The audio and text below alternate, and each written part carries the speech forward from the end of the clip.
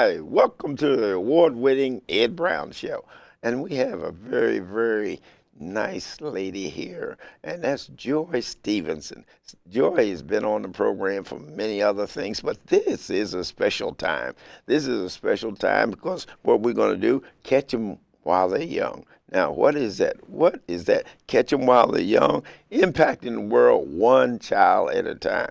Hey, you got a beautiful title there. Tell me a little bit about Catch 'em Young Incorporated. How did you get involved in that? Well, Ed, I've had a love for children for a long time. I started a daycare. It was called the House of Joy in Upper Marlboro back in the early 90s. And it was more like, it wasn't just a business, but it was a ministry, a passion. And I would see these little people, and I would watch them play.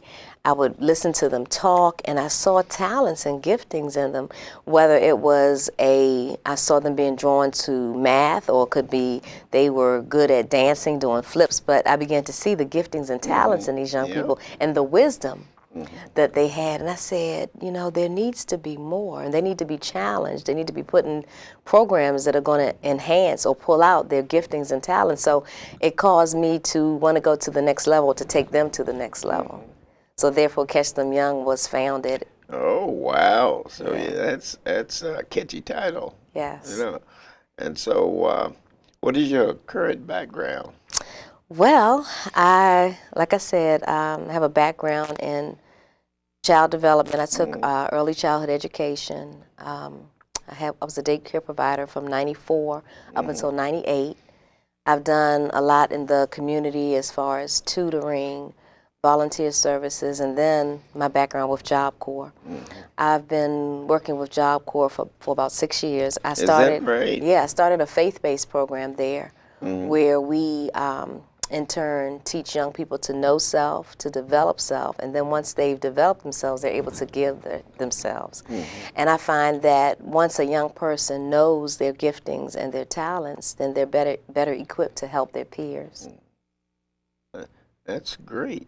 And the impact that they will have one at a time. How did you come up with that phrase? Well, instead of, you know, we have large groups of young people, and if we focus on the strengths and we look at the weaknesses because we want to develop them one child individually at a time, then I've seen great, tremendous results, because I find that when young people know that you're genuinely concerned about them and that they just aren't a number, but you make yourself available via phone calls, via emails, and what we've done is partner our young people up with volunteers. Hey, now that's the key. Yeah, it's so important. That's so important. Where they have somebody that they can call, you know, because initially I was just really getting burnt out because everybody was calling me. Right. But what has happened is that the young people have gotten so strong that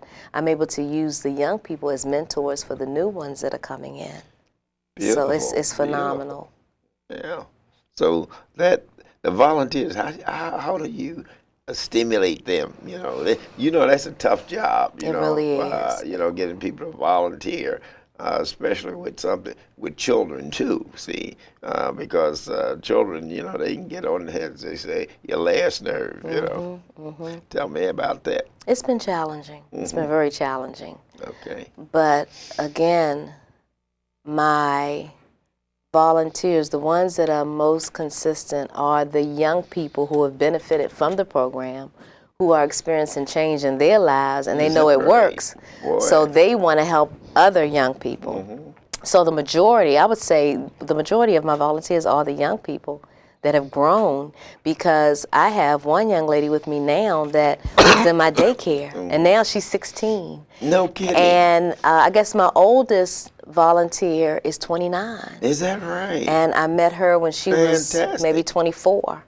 But just to see how they're sticking with the program, and how boy, that is great. because it's easy for them to sell the program when they've been through it. Yes. You understand that? Yes. Okay, tell us something about the phases. Let's see, your seminars and workshop. What are they Yes. about? Well, we currently have 3 phases, and the first phase is the motivational speaking, the seminars, the workshops, and Motivation. Now that's very good because youngsters are shy about speaking in public. yeah, and they need to be encouraged. Yes. And encouragement is such a powerful force because for the majority of their lives, they've been told they aren't going to be anything, they aren't going to amount to anything, they're going to end up in jail like their fathers, they're going to end up on drugs, and just having that, hey, you can do this, you are somebody, you are a designer's original. Nobody else has your fingerprint, nobody else has your DNA, nobody can do it like you've been created to do it, and you've been created to solve a problem. You know, it's not by chance that you're here. And we motivate, we encourage, we talk to them about choices, we talk to them about purpose, we talk to them about staying focused. But one of the main workshops that we have is for parents, our parenting workshops, Hey, because a you lot better of believe it. parents don't know how to be That's very parents. important.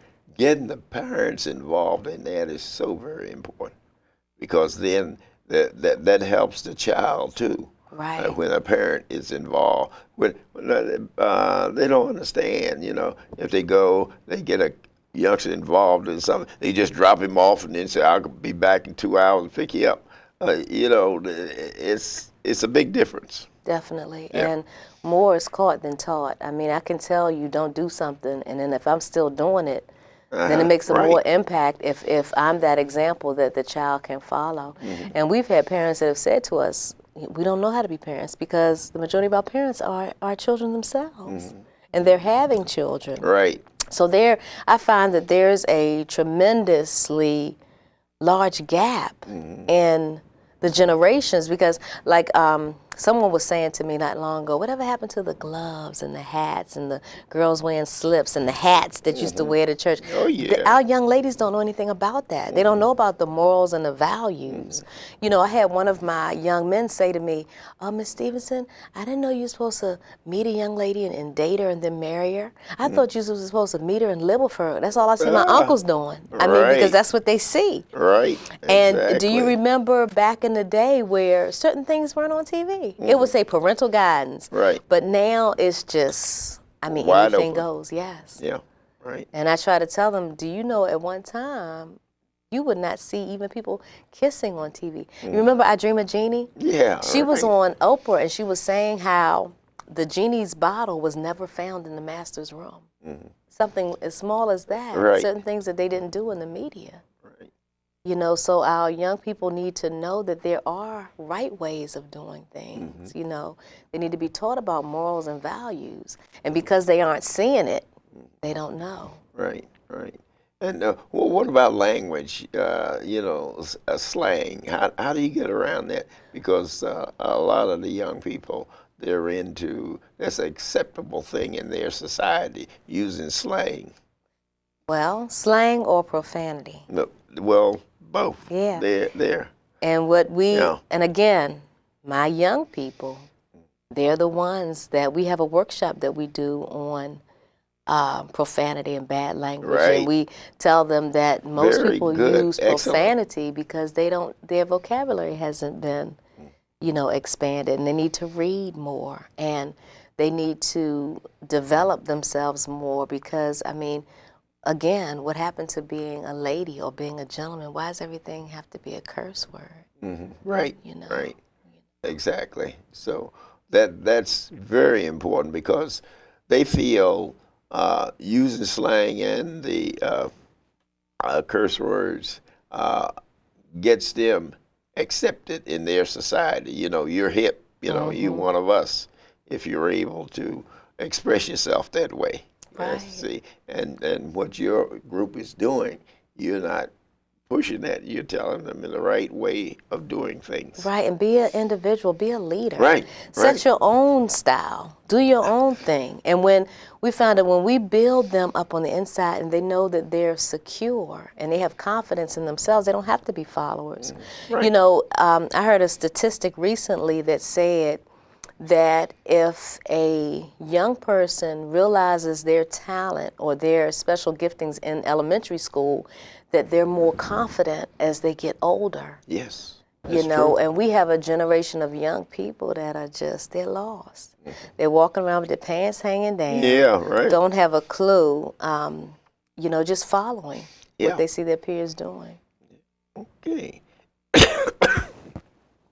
Excuse me. What about the production company? Yeah, what phase? What's production company about? Okay, Autumn Joy Productions. The name was derived from my daughter. Her name is Autumn. Is that right? Yes, and Fantastic. her and her husband studied vocal music at Morgan State University. And so we came up with the name, and within Catch Them Young, we have singers, dancers, rap artists, we have No actors, kidding. which you will see at our event on Saturday. You'll get a taste of that. And what we do when we go into the school system and to the community centers, we take our production company with us. And our message is that they have an opportunity to either hear it in song or they'll actually see it acted out. Because some people receive better visually. Right, exactly. So it's so good because either a young person will come because they're drawn through the topics that we talk about in our motivational speaking seminars, or they're drawn because they sing, dance, act, rap. Right. You know, so it's a way of drawing them in because everybody likes music, everybody likes Right. Some kind. right. Right. And so subliminally they're being taught, you know, yeah, we practice our singing, we practice the dancing, but you're being taught the right way. You're being taught morals and values, and it causes you to raise the bar and to set your standard high. And we teach our young ladies, don't give out discounts. I mean, you know, put some clothes on, leave something to the imagination. You don't want all these young men to see. Don't give out discounts. Discounts, no, we don't, no. I like that term. Yes, we teach our young ladies to be ladies. Right. And when you realize your value and your worth, then that's what you'll attract. Right. Exactly. So the production company has been doing well. And again, my daughter and my son-in-law, they kind of like, they're at the forefront of that project. Yeah, is that right? Yeah. How many students do you have then? When you say roughly? I'm going to say roughly consistently about 30. Great. Yeah. Great. And then you exhibit these things that you teach. Yes. Through physical. Yes, through the arts. Right. Right. And see what we're doing now, we have a segment of the program that operates at Job Corps, but really we're looking for a building, for a location. We were also given a location with the Metropolitan Police Department. They have a community room that we're using, but we really need a building because what happens is, for instance, Job Corps, once a student finishes the program, they can't come back in and receive services from me. So they're looking to continue working with Catch Them Young. Right. So I need to have a meeting place where we can come. So, Right. So you're looking for a sponsor. Yes. As far as housing is concerned. Yes. Well, I know there's a few of them around. There's, I think, Patriots. Have you heard of Patriots? That's a group that dealing with youngsters in Seat Pleasant. Oh. And the Bank of America is giving them space in back of the bank there at Seat Pleasant Drive and George Palmer Highway. Right, I know exactly what that is. Yes. Okay. Well, they have a program, I think, tomorrow concerning NASA. They deal with technology. Okay. So, and the gentleman there is Mr. Thurman Jones. So you can, talk with him too. Definitely. Because they had a big program at Flowers High School this past weekend. It was fantastic, where all the different technology schools and things, they came in and they exhibit the robot. They had they actually made what do you call flight simulators. They made them from scratch. Yeah. So I think you should talk with Mr. Thurman Jones. Definitely, I'll get the information from him. Right. Okay.